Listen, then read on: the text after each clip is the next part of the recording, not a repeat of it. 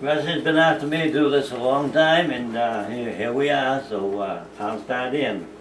The first thing I wanted to mention was what the places looked like around here back in when I was very small. There was only two houses on the hill, my father's and my aunt Hannah, and it was quite a thing. And at that time, she had a big barn. It had been a smaller barn, but it had topped out and hayfield. Every place between that had a hayfield around. Between the two houses on the left, there was a big hayfield there.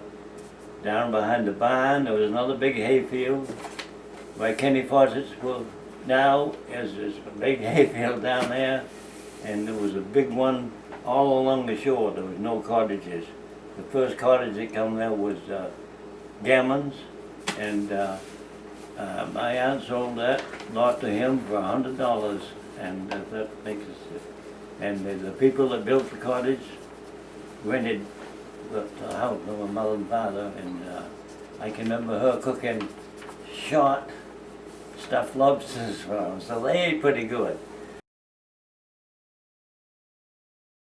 Getting back to my aunt now, she'd been a widow for a while, and she had a cow, she had chickens, we always had a pig, and there was a bunch of kittens running around, and down across the road, it was all blueberry fields, because she'd go down there and pick blueberries and stuff and sell them up on the road, a quarter a quart, and it was so pretty back then that a lot of the summer people come up there and just park to see, because there was everything was clear, and the sunset would just be beautiful there.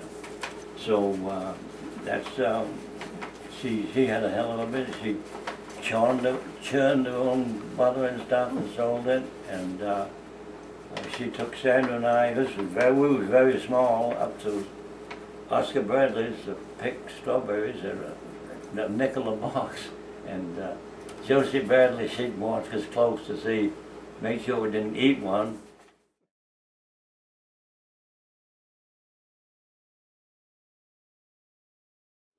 Getting back over, the next thing would be the store, and going back, the first thing I can remember is Sue's coming up and telling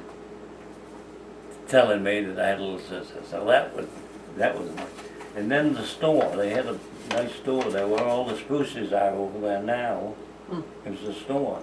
There were two gas pumps. There was a regular pump, and the high test was one of the ones you had to crank. Back then it was a war, and you had A stickers and B stickers to get gas. And in the store, there was in the front of it was all the little, they had ice cream thing there and little penny candy things and stuff like that. And on the back, there was the back there, and then up over the hill, up over the top of the store, there was a thing. And I remember there was an old English Bobby's hat up there, and there was this big chair that had iron heads on it here. And I can remember him bringing back a lobster, and he'd get caught in the hook, and his claw got in there, and he brought it home there, and it did a big thing. And I don't know if it was too much of it then, but there was some beer runs, because the old man was into all kinds of bootlegging. And in the house, last time I saw it, there was a 30-gallon clock up there that I suspect made a lot of beer. But he had three places to go get the beer. There was one in Rockland, and probably he drank a little bit, because I remember going through the railroad things down, they got caught, and he boosted the friggin' things. And then we had one in Gardner Fruit. We go up there and loaded up, had a terraplane. Now, I don't know if you've ever seen a terraplane, but there was I don't have a picture of them, I don't think, but there was a going thing in terraplane. And we would go spend the time with the guy's wife or something while they loaded up and stuff. And then there was one over to Bath the same way, down on the north end there. And I remember one down in Rockland, he had parked in front, and we went in, and I come out, a bicycle hit me, knocked me out over the head, and there's a scar right there. So that went on, and of course people wanted beer all friggin' times of the night and stuff, and people would be hollering, and that kind of got out. And going to Bath and stuff, it was 10 cents to get across the bridge over there. And it was a round toll booth there right in the middle, and of course the other ones are all free.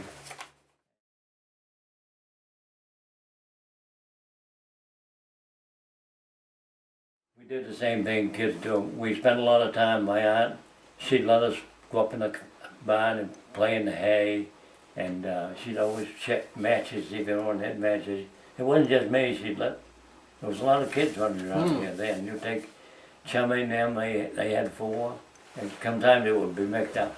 Newell, it was usually just Gloria. Richard, he had Beverly, Robert, and Richard. And of course we had Clady, Norman down the other end.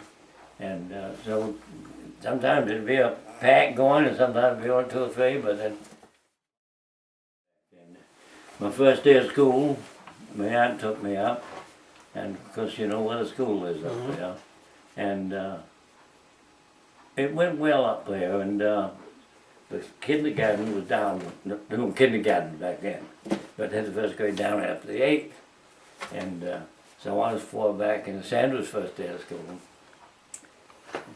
And I looked, and there's a puddle. St. Peter's there. And then we used to play marbles up there, and it was just play tag going around and round. And they had engines there, what a lot they burnt. And you know what engines are. And we'd make swords out of them and ride on people's back, and Georgie Fawcett was a big guy, and because I was small, and we always won. Well, we tolerated that and got through it. In 6th grade, had to go to New Harbor. That was bad for me because I had been bullied before. I down there, we were grammar school, and where Lane is, your uncle lived there. Down there was an old car, just a body of probably an old Ford or something. And we get down there and smoke in that. That's the grammar school. And then on the back, one day we went down there smoking, and Lee Riley set the friggin' thing afire. And all the fire coming up to the friggin' school. And that was there. And but I done good there, and I had all good grades and everything in high school, and everything went pretty good. And then when the year before I went in, they refurbished the high school, and of course us kids, we was all over the friggin' place, you know. And we was up there, and Manella, he says, "Come over here, I got to put these urinals in, and you're the smallest one there is here."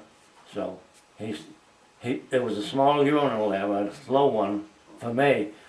And this is something that happened I didn't realize. I was smaller than any other one. I've got pictures here of Robert Sykes and I. I didn't know. Lady. And we'd run around together, and we was equals more or less. And we're clamming. Earl, I don't know how he did it. Earl would take Clady, Norman, and I clamming in the boat. Had a skiff, no boats like we have now. It was regular power boat and skiff. And he'd take a clam in and take the clams down and sell them to Bill. And the same way, when we dug, we used to get $3 a bushel. Sometimes we could sell them to Poochie, and sometimes we went over to Creamer, over where the Four Corners there is Edgecombe there. He had a little place there, and he shot clams in there. And also, we took clams to Bill, and Norman, back then it was a 2-inch law, but Norman wouldn't dig many, and we'd go up in the seed clams and dig some for him, and Bill would buy the little ones off and on. So. Then also, Robert Sykes and I, back then, we go down there fishing with the little hand wheel things there, and flood tide, them flounders, you would go off there a little way, and you could see them flounders come in, and I did put hook, and we'd take them down to Bill, and he paid us 10 cents for big ones, and a nickel for the smaller ones.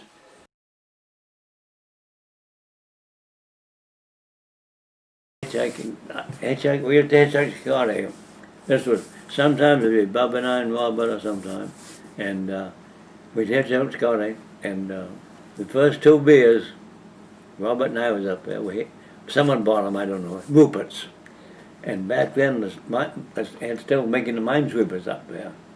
So we went down in under the minesweeper and drank the beer. That was the minesweepers up in Demerscata? Well, what the hell is now? I can't think of it now, but it was where they built the minesweepers. Oh. It's just to the side of, this side of the bridge, right there. And I'm kind of getting, but the Fisk house was up there when the war was going on. The soldiers there, and we'd go in, they'd let us play pool and all that stuff. And it was, we would have been, the movie, we'd go to the movie sometimes, hitchhike up, Saturday afternoon and Sunday. We walked home once the whole friggin' time. We'd get a ride, sometimes out of South Bristol, sometimes all the way. And it was... School went pretty good, and then we went up to get class pictures down up in Portland. There was only 4. And of course, Billy, he was a little older, 18 was, you could buy beer then. And we filled the thing up with beer. And we got running around, there's a wedding going on. And they invited us to the wedding. And then as I think we got through high school, I regressed back there. But I decided to go back in the Army. But it was like 4 of us enlisted at the same time. And myself, John Lincoln, Donald Mason, and Pryor. And so our first stop was camp in Portland, one I can't think of it right now, but and we got sworn in there, and back then there was RA and US, so it was stayed almost like the day was snow and stuff, and they says, all right, all you RAs can pick up, clean the place up, you asked for it. Well, the next spot was Fort Devens, and we spent quite a few days there by just doing testing, and then they put us on a train to down to Fort Eustis. First time I ever had grits. And so we went down to basic training. There was only 5 weeks of basic training, was minimal. And they said you're going to be helicopter people. And in the meantime, the old first sergeant he followed us all along, but Savoca his name was, and had guard duty, and they threw me off guard duty because I didn't shave. Well, I had never shaved in my life. So I went and see him, because he knew, and from there we did come home and went back to Fort Sill, Oklahoma, and we did some training there. All they had was the small bells and some schooling, and Punk Gamage was down there, which is a picture of him here. And of course there's a little bit of drinking going on, and we tolerated that pretty good. And they sent me back to Aberdeen Proving Ground to go to machinist school. That's, you start from the scratch to lathe and the whole bit. And I came back, and then sent me up to Sikorsky to go to helicopter school, H-19 school. So we come back, and then I think we come home for a little bit before Christmas, and we was on the high seas Christmas Day, and of course when you go across, you got on the boat, you've got to kiss King Newman or whatever they have, King. And so that was 1950? 51, and we made a stop in Japan, and they let us boat tied up with a big troop ship. I mean, there was a bunch of people on it, and let us off that night. And I remember, because everyone did their own thing, and I remember hearing all these freaking bells and stuff. I didn't even realize it was New Year's Eve. So we left there with a couple more days to get into inshore, and we come down the friggin' rope things there, and they put us up that night, and I remember there was sheets there and everything, and then we put on the train to what we was gonna have to make the airport, and halfway, it was the middle of winter, and you was over there, you know, cold, friggin' train went over cold, and here we sat, I don't know how long we sat, and we finally get up there, and we got more or less set up, and no showers now, so they put us on trucks, and they went south. It was down to Chinchon, I guess it was, I don't know, and dust and everything. Went down, took a shower, and going back. Here we are in the friggin' trucks, all done. So it was a wait. Finally we got set up and had showers and everything, and they put down that metal corrugated thing, and they flew us over to Kisaroo, Japan, to start picking up helicopters. We had 21 when we was in Fort Bragg, and then at training out past that, but we did have 21 at Fort Bragg we trained with before we went over, and we went up there and picked up them, and that was in the northern part, and of course it took a day to get back or so, and then some weather, and down the tip, and then you fly across to Korea. Well, they threw a goddamn life track in there. Now, I never seen one, nobody seen what it was, they didn't tell us. Anyhow, we landed there, and we flew up to where we were going, and that's when we started operations as wounded and resupply and stuff like this. And there's a couple of ones that really stick out, and I had one guy, it was a special trip like I went, and he'd been gunshot everywhere, and he had tubes everywhere. And he kept pointing to me, and people, because looking now, there's no way in hell. And we got him, and then had another guy, a big colored guy, that shot through the groin, I mean, the hip. The only way to get him through the door, he diagonal. And then another, this poor kid, he was banged up like this and everything. And the guy that helped load, he kind of pointed at him, you know, watch and stuff like that. But outside of that, the other time we one night there we had to wait for the weather to clear, and there was a place up there that needed help bad, so 3 helicopters went up there. One went in, and okay, and the pilot said, "We're going to land here," because they go, "No, we better not." So we went. I was trying to go in, and I was kicking out the stuff, and what in the hell? Because I had a lot of mag trouble. You know what mag trouble is? And bang, bang. Well, Jesus, about that time my friggin' mono landed about here. And I'll show you on the helicopter. The side of it was all pins, not bad one, but there was one piece of shrapnel that was just above my head, about here. Hit right into that casing on the window. Well, that was done. We kept waiting for the things to stop, and then the shooting stopped. But when the shooting stopped, we was an advocate for Sikorsky helicopter. We'd go up and spend time with the British, well, everybody we were spending some time with. And one time we come back, and they was all excited. Bed check Charlie hit it. And but because I was pretty young, at 18 something, about then, and up with the English, and you know about the English people. I mean, the sergeants, them, oh Jesus, they're all mustache, huh? Here's this 18-year-old kid sitting down with them, and they had service. I mean, you wanted something, they would bring it to you and everything else, and stuff like that. And it ended, we were just more or less training and stuff like this, and coming back, we did up.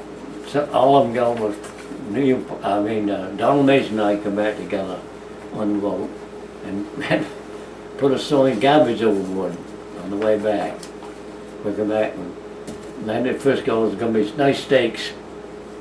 Well, we landed, and they'd been there about a week. And along we met this guy from Top Brunswick. He was, they got us back to Devon. We flew into Logan, then they flew us up to Devon, and you guys are hot. And he had his wife and stuff. She picked us up and we come home, and then we had to go back for more. And went a little bit there, trained down. And so everything we got home here, I went to work for Louis West, contractor out of Rockland for Central Maine. And I was digging post holes and stuff. In the first year of 1954, we had 2 hurricanes come here, bang, bang.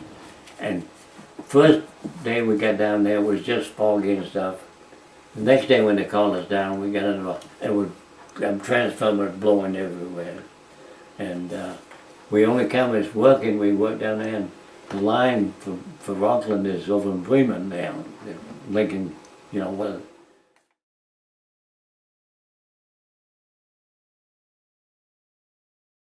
When they signed me first down there, it would say the Bull Gang. Well, I asked them what the Bull Gang was. Lisa's asked mowing the stuff, and I held up my 214, and it showed where I had prior service with aircraft and everything. So that way I went, put me right on the line, you know, more or less training and moving helicopters and everything was there, all the big planes and everything.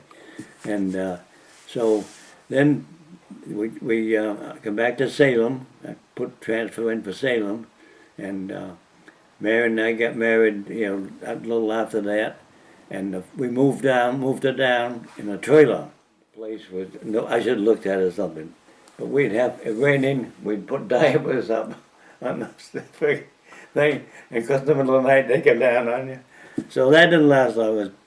We had a home, and she, because had Pam, and then shortly after that is when she had the gallbladder stuff, and she was in the hospital a total of 2-3 months, and so when she got well that time, I got a nice apartment down in Salem and went down there and would come home every time we could, and what I remember now, but you don't see it now.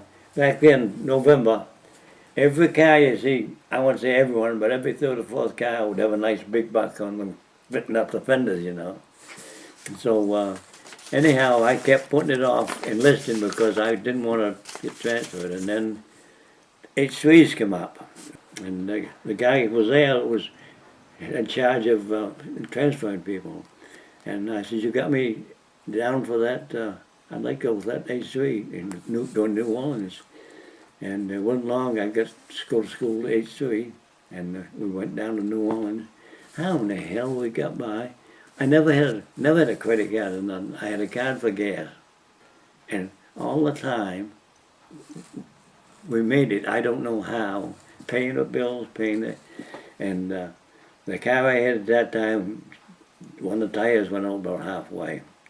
Well, the thing took care of that. And we got down there, and we got a nice apartment down there and stuff, and it was busy, I mean, busy down there. I got Coast Guard commendation down there for some of the stuff. And we head down there, but I did do about 6-7 years in Salem before by putting it on. And then did this damned icebreaker bit. And they trying to put me on an icebreaker which goes to South Pole and North Pole and all them places. Well, I told them if I'd put me back to Cape, I'd re-enlist again. So I come back to the Cape as first class. It would be signed first class for you. And we did another 4 years there, and they said, "Well, we'll send you back to East City." So I was H3 qualified, the fixed wing, and went down there. They didn't have a freaking billet for me. So they put me in training, okay? Here I am going up for chief, or a master sergeant, you might say. Here's all the freaking paperwork and stuff, and not much going on, just sit there and said, first list come on, I made it. So we worked there, we had a good time. It was a lot, you know, a lot of camaraderie at the clubs and everything, and it was in good working conditions. And then he come up, my time to, do something. Well, I says, if you send me back to the Cape, I'll stay in. So they sent me back to the Cape. I was doing good. I was doing good, but I had a station in Brooklyn that they tried every chief, and he turned it down and retired. So they left me, and I had just moved, so it wasn't going to be. And so when the list came out, here I'm at the top, E8. So I made E8. So I had to spend some time after that. But finally, I said, well, it's time to leave, and put my letter in, and we come home here. And I started right, because I had dug clams on weekends coming home. I had dug clams and stuff, we'd take them and sold them or give them away or whatever. And so I come home, the minute I got squared away, I was clamming, and I went over to Doug in East Branch. So I dug all that summer. It was dead clamming. I'd have Pam and Perry come over to help me lug them up, because I'd have so many clams, it'd be quite a job. That year I got a boat and clam in the first class, and I dug clams in the summertime, woods in the winter, and right up until this, I hit a double cancer there in 2000. I had colon, and then a couple months later I was diagnosed with radiation, and I had colon. I had an operation, I got it, and they had radiation on the other one, and I've been cancer free. So, but outside of that, it's been doing my thing here, and nothing too particular. There's some